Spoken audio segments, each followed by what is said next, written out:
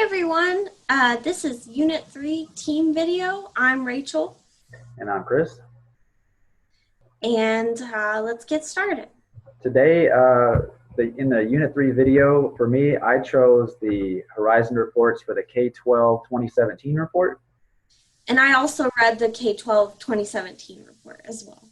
All right, should have some good discussions. This first one, we have the Model Digital Age Work and Learning, the Standards for Teachers. For me, in the report, the one thing that stuck out for the Model Digital Age Work is the Internet of Things. I think that the Internet of Things was a very interesting topic. It wasn't something that I guess in general, people probably know about it because devices are connected to each other in ways. And when you get your smartphone, you can connect it to your TV and you can connect it to your fridge if you have an advanced fridge or connect it to whatever. But I still went and did extra research on the internet just to get a better idea of everything that it's doing. And I thought it was very interesting. It's saying the teachers exhibiting knowledge, skills, and work process in an innovative and professional digital society. Well, for Internet of Things for teaching, the one thing that I saw was that the devices, since they're speaking to each other, you could use devices with the kids in the classroom and whatever that they're using. I know, like for us, the Promethean devices. So the kids can use little handheld devices that have Wi Fi that are speaking to the active board, and the active board is speaking to my tablet, and all the information is being relayed immediately. So I can get immediate feedback from all the students, and that's kind of what this is talking about. In the reading, it also said that it allows the students to be tracked for one-to-one devices. So yesterday, in your other video, the Unit 1 video, you talked about the Fitbit. This is what reminded me of the Fitbit. You know, the Fitbit talks to your digital devices, is talking to other Fitbits or people that are in your, and I guess you can have like little groups for Fitbit, little athletic groups. Yeah. So it's comparing data and it's comparing all these things. It's easy trackable. I thought that was pretty amazing. Teachers could use the same stuff to track data for kids and allow them to see it in real time. Yeah, and it's all like a big web, kind of. Yeah, Everything exactly.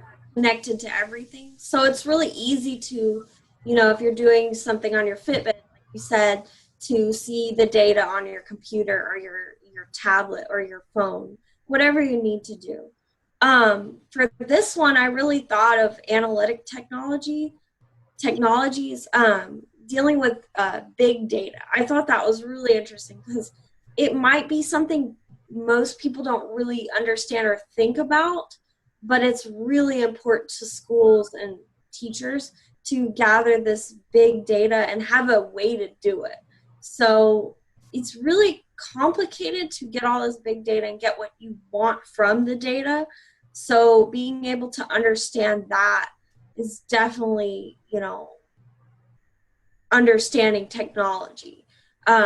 Being able to harness the things you find and being able to keep this big data. I think schools and teachers really need to learn how to use these technologies, and it'll definitely, help the school in the end because uh, from the data you can tell things like just anything you want to, for the school, but you'll be able to see your problem areas and be able to fix it. Absolutely. Yeah. All right, our next standard was the creative communicator. For the piece for the creative communicator ISTE standards that stuck out to me was being able to express themselves creatively. Now that's for any student in any setting, not just the general school setting, but all education. Being able to create and to use your own creativity and not be something else. The part of the Horizon report that I liked was the makerspace. It's all about creativity. You know, being able to allow the students to create and experiment with no rules. To just have an area to go do what you want and to let your imagination go wild. In the report, it talked about having maker spaces with 3D printers and allowing them to create stuff in 3D printed on their own, or construction sites, or robotics. Those are just a few of the ideas. Allowing the kids to just go create a robot and see how it works and be creative. Right. I thought it really related to the maker spaces as well as robotics and 3D printing, any kind of hands-on where the student is taking in charge of their own learning. I thought that really, expresses your creativity.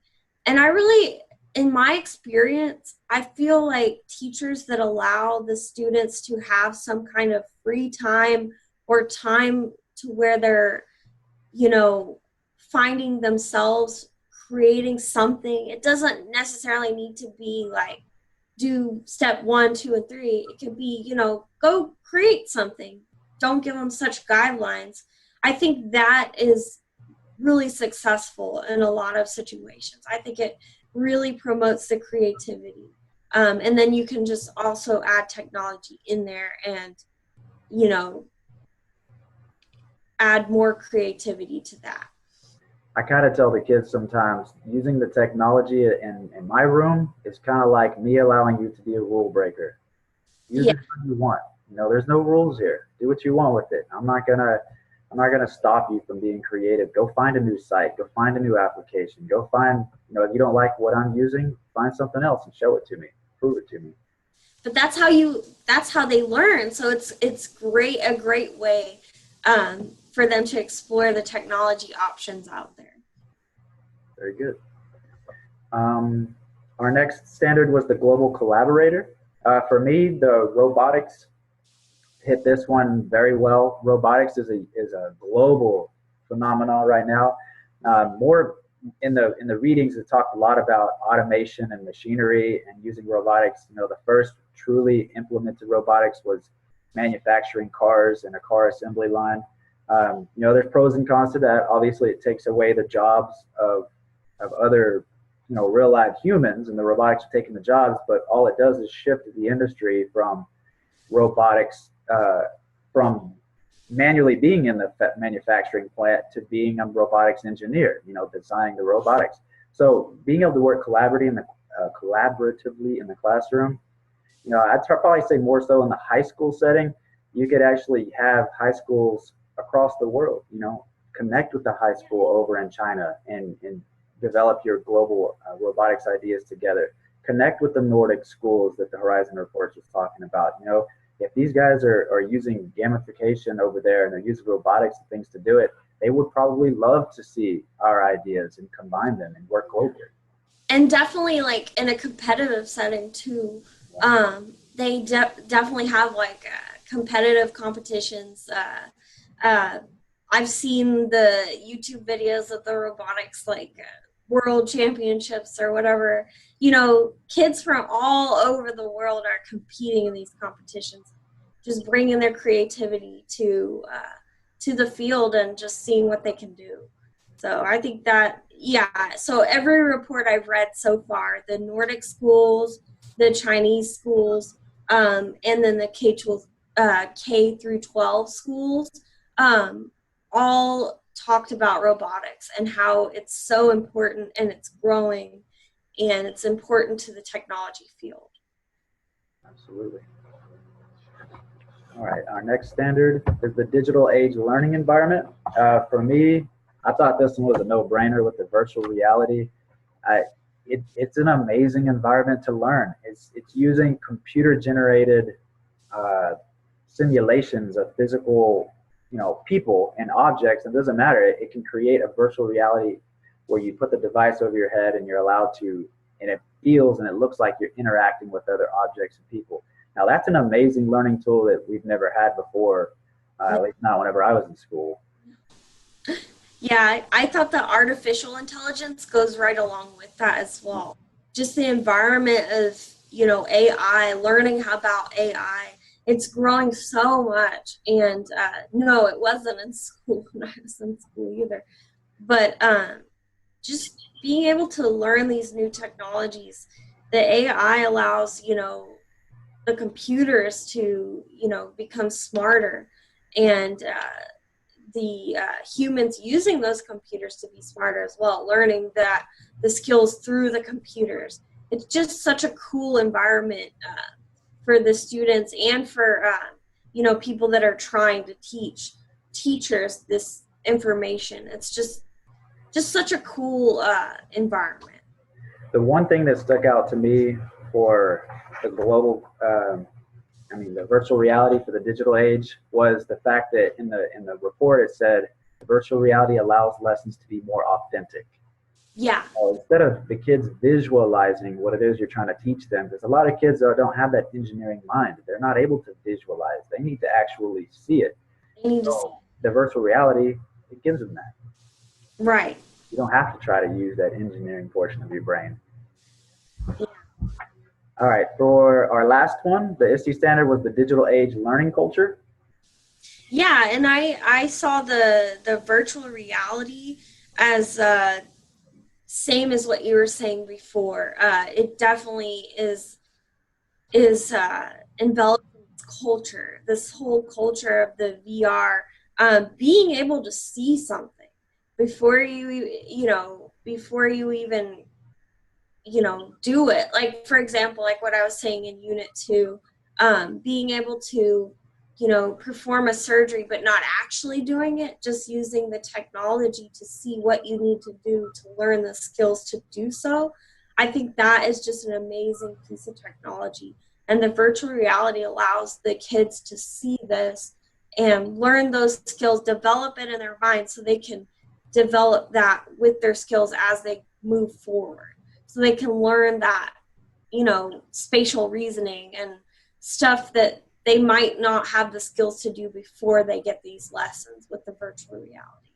That's pretty much exactly what I was thinking about virtual reality, for the digital age learning culture. I couldn't have said it better. However, I will touch on, as you were talking about analytics tech, there was one thing that stuck with me that does apply here for the digital age learning culture. Those big, large groups of information that you talk, the overwhelming amounts of information, and being able to analyze it. As an administrator's mindset in a principal or a professional team or the specialist or whoever it is, that data, it's a huge opportunity to use analytics tools to break it down Yeah. for the teachers to make informed decisions about their lesson plans and to make informed decisions about their classroom, and being able to pinpoint where weaknesses are, and what you can do for testing data, and being able to help children specifically find where that child is making their mistake. And I think that the analytics tool technology for digital age learning is an amazing opportunity to really figure out where each teacher needs to go with an individual child, instead of just a broad umbrella of, oh, my kids don't know how to multiply. No, it's not that easy. No, Yeah, there's something specific. yeah. And I think that helps the teachers then kind of change their curriculum in the way they need to, through that data, through that analysis, to see where the problem areas are. Absolutely. Well, I think that was pretty good. Thanks for watching, guys. Thank you.